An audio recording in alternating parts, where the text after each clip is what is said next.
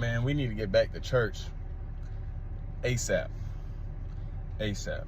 I love what is going on and how the internet is giving people a platform to spread the gospel like nowhere before, and how it's giving the gospel a chance to reach all four corners before, the trials and tribulations in the end times.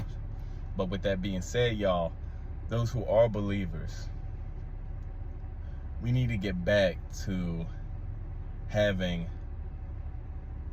real life companions with human beings, not just over the internet.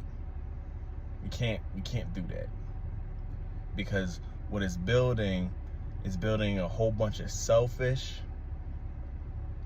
people who cannot be held accountable for their walk. What I mean by that is, when you're doing stuff on screen like this all the time and doing your prayers and posting videos and watching sermons and not leaving your house and not going through it with people with the same faith and the same struggles, and even just different struggles in the sanctification process, you get that isolated sense that no one can see what you're doing, so you don't have to allow God to get you right, and even to use other people to get you right too. Because we are called to bear each other's burdens. We are called to be that voice of encouragement and even that voice of correction. Because Paul corrected Peter about how he was being racist to the Gentiles and eating with them. Y'all look this up. I believe it was in I think Romans or somewhere in the New Testament. The disciples corrected each other, and they were in communion. They were around each other in real time, so they could do that. They built a relationship where they could say certain things to each other under the submission of the Holy Spirit.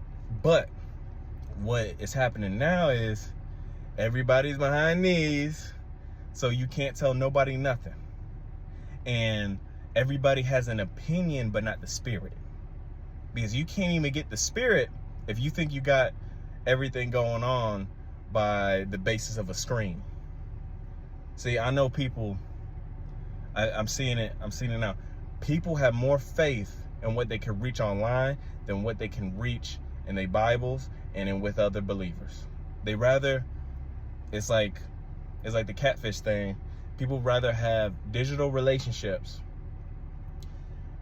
and digital salvation than real salvation with real companionship in the church too.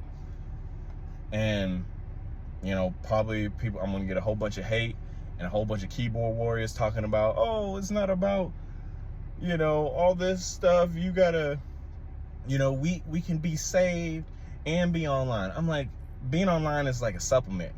You need real food. You need that real Bible study with other people that's going through some problems. And you're going to have to deal with some uncomfortable situations. You're going to have to deal with people correcting you. You're going to have to deal with a real man or woman of God correcting you, showing you, hey, let's do this. Hey, don't do that. Hey, I've been there. Or like, hey, that's not right. But we can't be so sensitive and so puffed up that we can't take it. But that happens when you by yourself all the time. And that's why you fall into all these situations with these prophecies.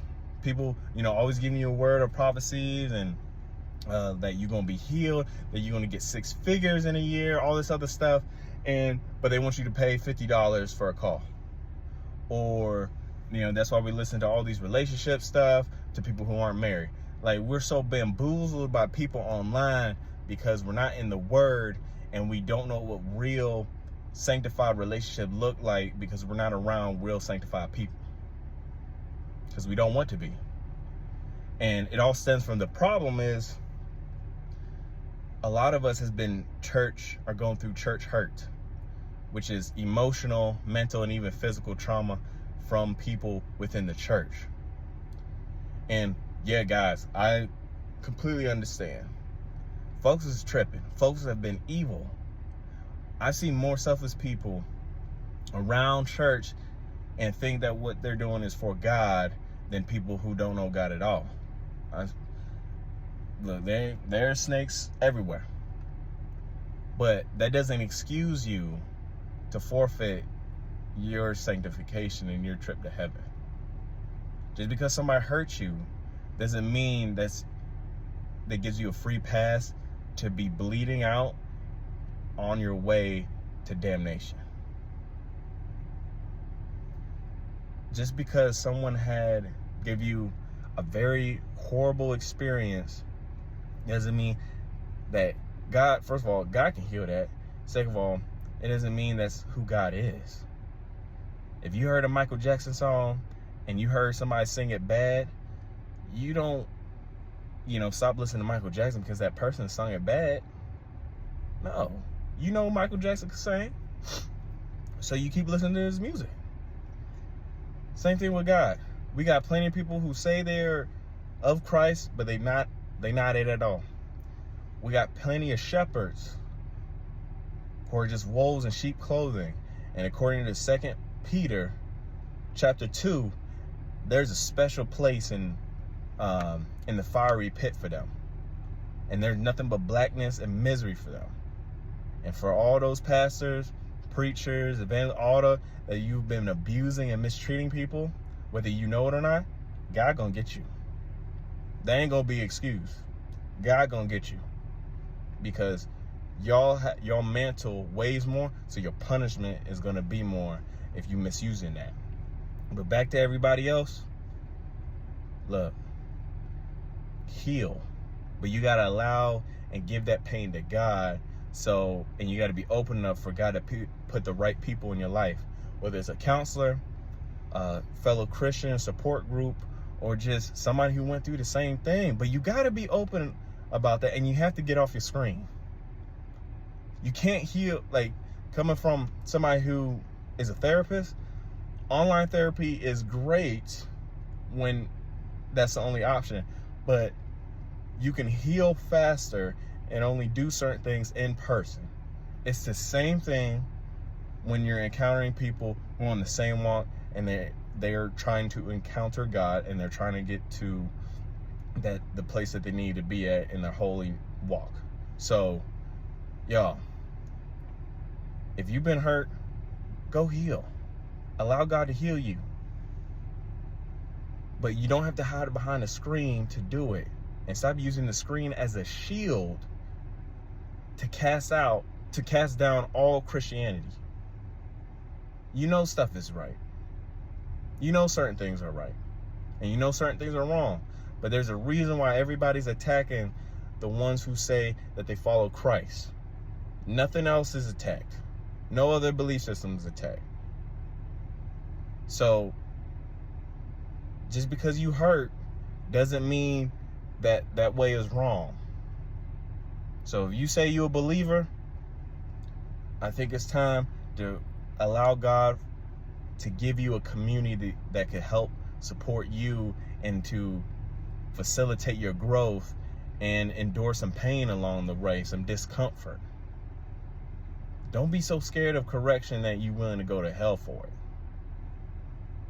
Because even with me, I'm the son of a preacher. I've been on my own path of finding the right people and accountability partners and all that. I've had to get corrected plenty of times. I didn't know everything. I never have always done the right thing. But what has always helped me is being open to be corrected, and I needed those people that God put in my life. I couldn't do it on the phone. I needed people face first. I needed to run things by people. I needed people to run things by me. But we had to first be submitted under the Spirit and under God to do that with each other. And we had to build time with each other. So stop being scared, y'all. Get back to church. The church is not 4 doors, and the church is not a screen. Because if you hide behind the screen, you're no better than the religious people that hurt you in the first place, that stay, segregated off from the community that they need and we're called to help. We're all called to win souls and to help people, but we can't do that just by being one-dimensional. We need in-person fellowship in our own lives so we can affect the lives of others. So I'm not just saying screen time is bad. I'm just saying you need more. It's a supplement. So it's time to get some real weight, some real food in the spirit with other people in real life. So win souls. Stop being scared.